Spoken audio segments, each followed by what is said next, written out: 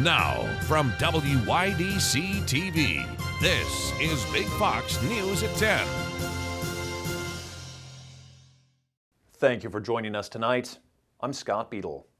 Governor Hochul announced that 5 cases of the new COVID Omicron variants have been confirmed in New York. This comes as the state's new emergency order goes into effect, and hospitals continue to see an increasing number of cases. Big Fox's Matt Kleindinst is in Corning tonight with the latest in our top story. Good evening, Scott. Governor Hochul's urging for calm amongst residents as more information is gathered about the Omicron variant. Meanwhile, hospitals across the state are preparing for surging cases as the state of emergency kicks in tonight. We knew this was coming, Mayor. We talked about this. You and I have been in communication already. Last night, Governor Hochul confirmed 5 cases of the Omicron variant in New York City. She stated that community spread is likely, however, is calling for residents to remain calm. No cause for alarm. We just want to make sure that the public is aware of information when we receive it.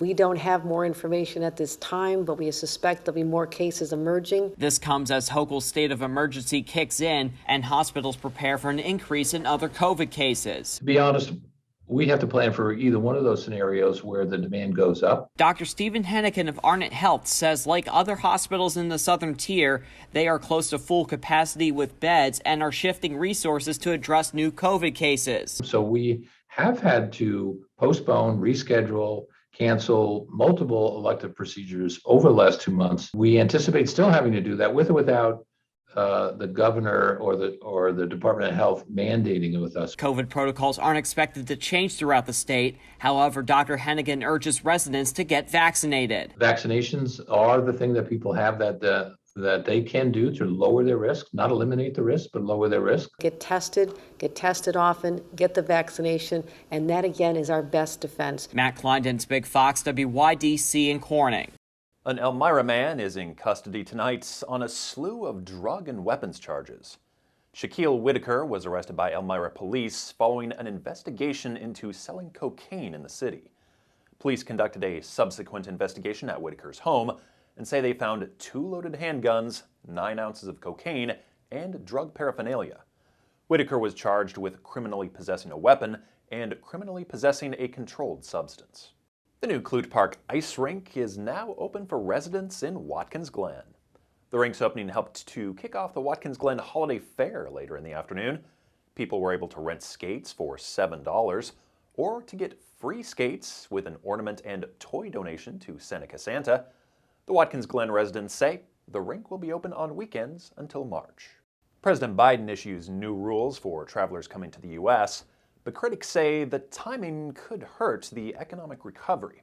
Griff Jenkins has more. We developed this plan, and it doesn't include shutdowns or lockdowns. President Biden laying out his new plan to contain the Omicron variant of COVID-19, which is now spreading throughout the U.S. The president announcing inbound international travelers must now provide a negative COVID test within 1 day of flying, regardless of vaccination status. The rule applies to everyone over the age of 2 and all nationalities, including American citizens. This tighter testing timetable provides an added degree of protection as scientists continue to study the Omicron variant. The president also extending the federal mask mandate on planes and trains through March 18th, and travel bans on 8 southern African countries will continue indefinitely. Critics say the restrictions are bad news for airlines, with the industry just starting to come back to life following big losses during the pandemic. International travelers to New York City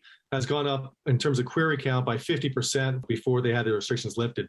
So there is definitely a lot of pent-up demand. For now, airlines are working on scaling back international flights, but some tourists already here in the U.S. say they're not worried about Omicron, viewing the new rules as more of an inconvenience than an obstacle. They say it's not as bad as they thought it was, so the more worrying is we have to take more tests to go back to the UK. Fully vaccinated, so, what will be, will be. The new travel restrictions are set to go into effect at midnight on Monday. In Washington, Griff Jenkins, Fox News. New data from the Labor Department shows the U.S. economy added about 200,000 new jobs in November, but that was well below expectations. Economists are weighing in and taking a closer look at some of the numbers. President Biden is also sharing his reaction. Madeline Rivera has more from Washington. Job growth missing economists' predictions in November. 210,000 jobs added, far lower than the 550,000 that some analysts had expected. This month was a disappointment. But the unemployment rate dropped from 4.6% to 4.2%. The labor participation rate, which measures the proportion of Americans who either have jobs or are looking for one, also went up slightly from 61.6% in October to 61.8% in November, points the White House touted on Friday. At this point in the year, we're looking at the sharpest one-year decline in unemployment ever.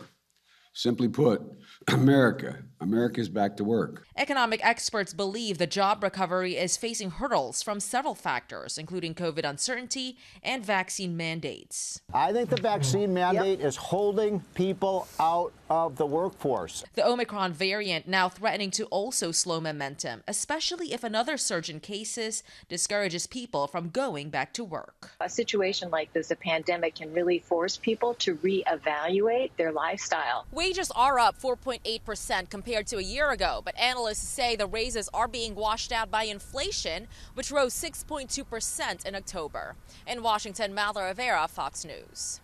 An FDNY probationary firefighter is dead after suffering a medical episode during training. Investigators say Vincent Malveaux was taking part in a training exercise at the Training Academy on Randall's Island Thursday when he collapsed. He was rushed to Harlem Hospital in New York City, where he passed away this morning.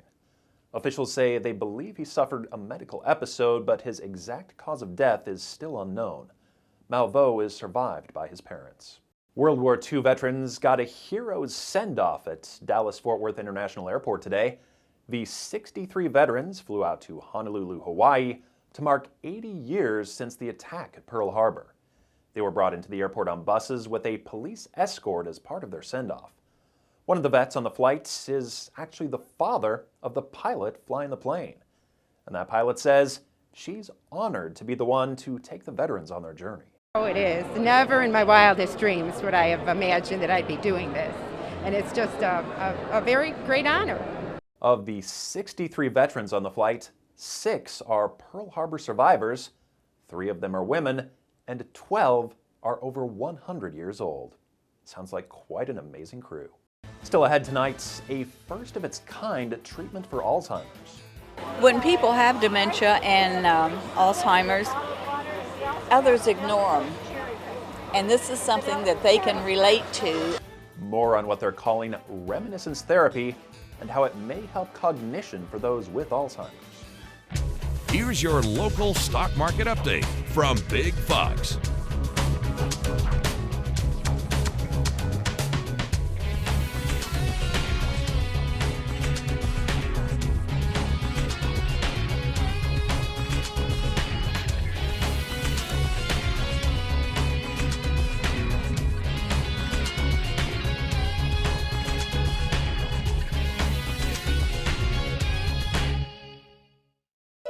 Now, your Twin Tiers forecast from Big Fox.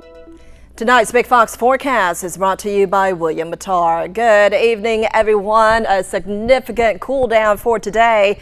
Our highs were actually reached around midnight, and then those temperatures started to drop and stayed pretty much in the 30s throughout the day. In Elmira, where we were about 15 degrees cooler than yesterday, 14 in Corning, 15 in Wayland, and about 12 in Towanda. So it is a lot colder, and it definitely felt like it with the winds blowing around. Over the weekend, even though we're going to see a little bit more cloud cover, it's not going to be quite as chilly, and this comes as southerly winds will return out ahead of another storm system. And I think temperatures will be cold enough where we will have showers on Monday, but that will fall as rain. And then we have several rounds of rain and snow coming our way by next week. So for this weekend, we are expecting clouds to really increase. Showers will start to inch its way into our area out ahead of this storm storm system that will be riding through the Great Lakes region for Saturday and Sunday. So here's a look at your forecast for Saturday. Cloud cover through much of the morning into the afternoon. Temperatures, though, will be around 45 degrees in the afternoon before we plummet down into the 30s in the evening hours. Our future radar is showing not a lot of activity for right now, but that will change as we head into the end of the weekend. So there will be a few snow flurries across our area, especially to the north, but I think it will skip just to our north and away from our hometown. So I'm not expecting really any weather makers, but we are expecting a little bit warmer conditions for this weekend. So that's some good news, and no new precipitation as we head into your Monday, though. Take a look at this. At around 6 o'clock in the morning, there will be a few showers moving in, possibly a thunderstorm or two as a cold front draws a little bit closer behind the system. We are expecting the possibility of a few flurries early in the evening hours on Monday, and then we have that system that will be continuing to slide to the east. Again, it will be pretty windy by the end of the day on Tuesday, Monday and Tuesday, and it's going to be a lot colder on Tuesday. Here's a look at your forecast. Temperatures will be diving down into the 20s. Highs tomorrow will be around 44 degrees in Corning, 45 in Elmira. Your extended forecast calls for even warmer conditions on Monday. Again, I think all this precipitation will fall as rain, but there could be a few flurries early on Tuesday. Taking a dive down into the 30s for our afternoon highs. We'll stay cold through Wednesday.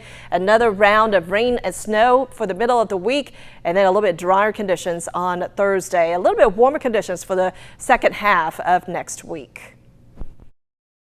Deacon Dave's light display in California is back open to the public this year after being closed last year due to the pandemic. And as Zenith Smith tells us, this year the display honors America's heroes. Last-minute preparations in the front yard of this home in Livermore for the return of Deacon Dave's Christmas light display. I think there's a lot of excited people because they've been coming by as we're putting up lights. For 38 years, the display is a source of holiday joy. What once started as a small elf village with 2,000 lights has grown to more than 700,000 lights, now LED, at the home of Dave Reasendez, known as Deacon Dave. Well, I keep adding a few each year. I bought all of the ones at Walmart in Livermore, Pleasanton, and Tracy, I think. Each year, a new theme. This year's theme, America Celebrates Our Heroes. There's a 25-foot tall Ferris wheel dedicated to the military. The seats have military emblems. We have them right here. Basically, thank you for your service. A carnival ride, a nod to veterans, and a merry-go-round with elves dressed as a firefighter, teacher, police officer, doctor, and nurse. Other features include the Proposal Bridge. Proposal Bridge, over the 38 years, there have been about 72 marriage proposals on the bridge. Live doves, the deacon dedicated his home to the Holy Spirit. One of the symbols, a dove. A group of 20 volunteers. We start on Labor Day weekend generally. Some of the projects start sooner than that. Divide into teams and work on it every weekend up until December. It takes a lot of planning, it takes a lot of volunteers, but also a lot of love to be put into this. The display is free and open to the public. Donations accepted and given to charity. Oh, we love it. I mean, it's beautiful, right? So, to come down with the kids, see all the lights, it's a really fun thing to do over the holidays. Deacon Dave says he's been asked to join light show competitions. He's not interested. He says this is for the community. I want to see smiles and twinkly eyes, not only in the children, but the adults and our senior citizens. This holiday light display is open every night until New Year's night. The grand opening is Friday at 6:30 in the evening, complete with a Christmas procession down Hillcrest Avenue. 1 out of every 9 Americans over the age of 65 has Alzheimer's. That's according to the Alzheimer's Association. While there's currently no cure, one organization is now using nostalgia to help people with Alzheimer's. Austin Westfall has that story.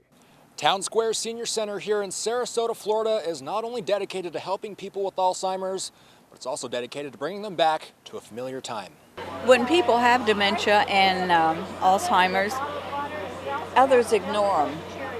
And this is something that they can relate to. Walking through Town Square is like walking through a 1950s Main Street, complete with a classic theater diner, general store, and more. Back then, it was pure and true. The 12,000 square foot senior center caught the eye of Lynn Keenan, who was recently diagnosed with a rare condition called white matter disease. Doctors tell her it's a precursor to Alzheimer's. We call it reminiscence therapy. The Alzheimer's Association says people with the disease tend to have better long-term memory than short-term memory. That means the majority of their memories are from their developmental years, so seeing Town Square might bring them to a familiar, happy time. And it might bring back some memories of a time that you had with your family going to the dime store or whatnot. There's amazing memorabilia, pictures of old celebrities, old movie posters in the theater. Over the coming years, Town Square plans to open locations in Texas, Utah, and Nevada, in addition to locations that are already open in New Jersey and Maryland. The Sarasota location will open in the next couple of weeks, and Keenan says she'll be one of the first to go. Because it's our youth. The Alzheimer's Association says exciting first-of-its-kind treatments are being developed in order to improve cognition for those with Alzheimer's. They say that those treatments may be submitted to the FDA for approval as soon as the next 2 years. Investigations into the deadly movie set shooting involving Alec Baldwin could take months.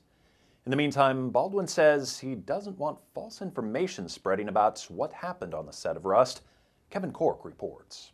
Alec Baldwin says it's time to end misconceptions about the deadly shooting on the set of his movie Rust, opening up in an exclusive interview with ABC News anchor George Stephanopoulos. The incident that killed cinematographer Halyna Hutchins and injured director Joel Souza took place during a marking rehearsal back in October. Baldwin says Hutchins was mapping out camera angles for a scene where he draws a pistol from his holster. Baldwin says assistant director Dave Halls handed him the gun and said it was cold. Hot gun meant that there was a charge in there, and cold gun meant there was nothing in there. I said to her, now in this scene, I'm going to cock the gun. And I said, do you want to see that? And she said, yes. So I take the gun and I start to cock the gun. I let go of the hammer, bang, the gun goes off. It wasn't in the script for the trigger to be pulled. Well, the trigger wasn't pulled. I didn't pull the trigger. Horror quickly taking over. Hutchins and Souza were hit. She goes down. I thought to myself, did she faint? The idea that someone put a live bullet in the gun was not even in reality. Several lawsuits allege safety procedures were scrapped to cut costs, with the film's armorer in charge of the weapons also hired as the prop master. Her lawyers say she was stretched too thin. I got no complaints from her or the prop department. There's one person that's supposed to make sure that what is in the gun is right and that what's wrong is not in the gun. The actor's responsibility is to do what the prop armorer tells him to do. Baldwin says going forward, the only real question remaining is where did the live round come from? After all, it wasn't supposed to be on the set at all. Toys R Us is back just in time to check items off your holiday shopping list. The nostalgia-inducing retail store is making a triumphant return, this time in New Jersey's American Dream Mall. The two-story flagship store will be in Bergen County, New Jersey. Toys R Us is making this store an immersive experience with a slide, ice cream parlor, Jeffrey the Giraffe meet and greets, and of course, all the latest toys. Burger King is after your loyalty with a whopping big rollback deal. Burger King's Whopper is turning 64 years old, and BK is celebrating the milestone with a big price plummet to 37 cents for today and tomorrow. Now there is a catch. You have to be a BK Burger King Royal Perks member to get it. Burger King introduced the iconic flame-broiled Whopper in 1957, and they say it has more than 1,000 potential topping combinations. The relocation of an NFL team turns out to be a costly move for the league and the team's owner. Matt Napolitano reports. Facing trial in January and denied in their push to relocate the case, the NFL and Los Angeles Rams owner Stan Kroenke struck a $790 million settlement with the city of St. Louis and St. Louis County. The city, county, and the St. Louis Regional Convention and Sports Complex Authority had filed a lawsuit against the league and the Rams back in 2017, 1 year after the team decided to return to their former home of Los Angeles. The plaintiffs accused the NFL of violating its own relocation guidelines and claimed the league failed to hold good faith faith negotiations to keep the Rams in St. Louis, costing the region hundreds of millions of dollars. In a statement, St. Louis Mayor Tashara Jones and County Executive Sam Page wrote, quote, "This historic agreement closes a long chapter for our region, securing hundreds of millions of dollars for our communities while avoiding the uncertainty of the trial and appellate process." The settlement also avoided sensitive documents about NFL owners' finances becoming public if the case reached trial. 4 owners had already been fined for not handing over financial statements back in October. As for an NFL team coming back to St. Louis, that was not part of the settlement, and it's unclear how hard the city will push to get another franchise. We want to leave you with a smile tonight. Cilantro may taste like soap to some people, but now there's a soap made with the actual herb. Chipotle is releasing cilantro soap on its merchandise website. The chain created it after posting a picture of a fake cilantro soap package on its Instagram account back in August. It was one of several social media posts that Chipotle has made referencing the controversial herb. A 4-ounce bar of cilantro soap costs $8. Whichever side of the cilantro debate you're on, thanks for joining us and have a great weekend.